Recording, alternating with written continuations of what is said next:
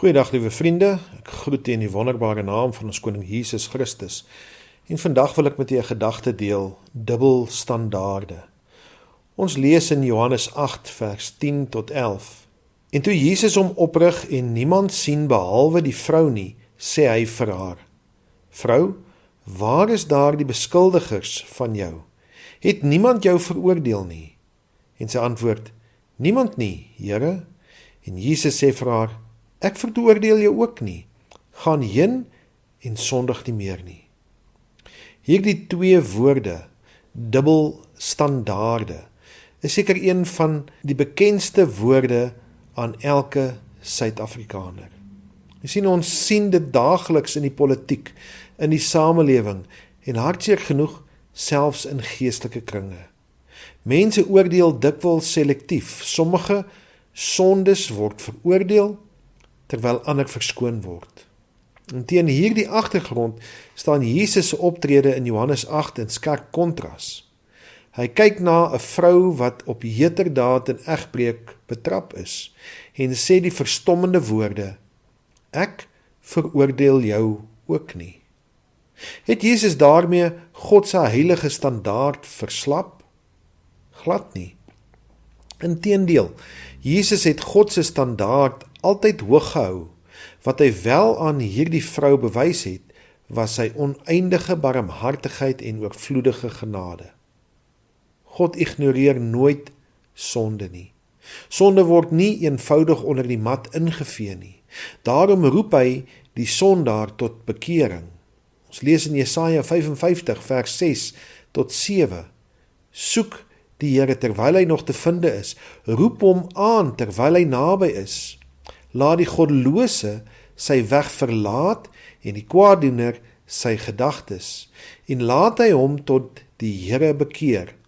Dan sal hy hom barmhartig wees, en tot onse God, want hy vergeef menigvuldig. Wanneer God aan 'n mens die geleentheid gee om te draai, en ja, hy doen dit aan elke een wat wil, om hom of haar tot hom te bekeer, die Here te volg en met sonde te breek, bied die Here vergifnis aan.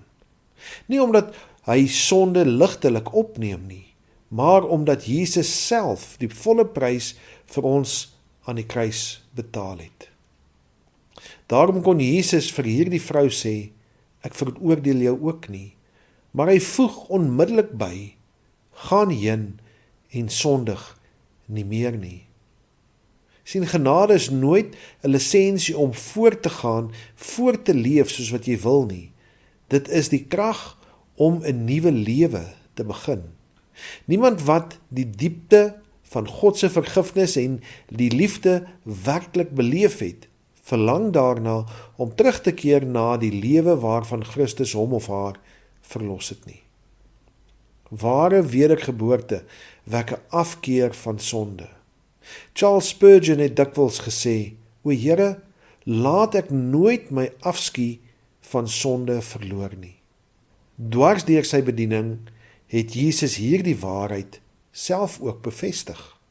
Jesus het God se heilige standaard nooit afgewater nie.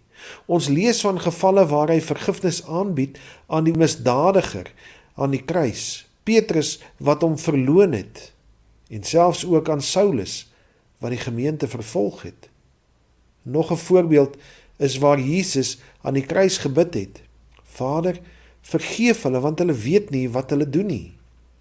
Hier sien ons die pragtige verskil tussen barmhartigheid en genade.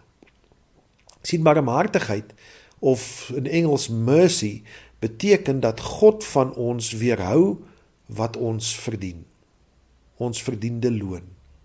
Ons verdien oordeel oor ons sonde, maar God ontferm hom oor ons en straf ons nie volgens ons sondes wat ons verdien nie. Genade, of grace in Engels, gaan selfs verder as dit. Dit is God se onverdiende guns. Hy vergewe ons nie net nie, hy gee aan ons 'n nuwe lewe. Neem ons as sy kinders aan, skenk aan ons die Heilige Gees en beloof aan ons die ewige lewe. terwyl Jesus die straf vir ons sondes aan die kruis dra. Miskien voel jy onwaardig om na Christus te kom, omdat jy vasgevang is in jou verlede. Onthou, genade is juis vir die verlore, die soekende, die gebroke sondaar. Dis nie vir die persoon wat dink hy is perfek nie. Dit is vir elkeen wat sy of haar behoefte aan Christus erken. Daarom hoef niemand weg te bly nie. Sy genade is verniet, beskikbaar vir elkeen wat met 'n berouvolle hart na hom toe kom. Kom ons bid saam. Hemelse Vader, dankie dat U genade vir my genoeg is. Dankie dat ek nie na U hoef te kom op grond van my eie verdienste nie, maar op grond van die volmaakte prys, die volmaakte werk wat Jesus Christus vir my aan die kruis betaal het. Dankie vir U barmhartigheid, Here, waardeur U my nie behandel soos my sondes verdien nie. Dankie vir U genade, waardeur U my vergewe, my nuut maak en my as 'n kind aanneem. Here, vergewe my waar ek teen U sondig en gee my 'n hart wat sonde haat en geregtigheid liefhet. Here, ek bid dit in die naam van ons koning Jesus Christus. Amen. Ek groet U tot volgende keer. Totsiens.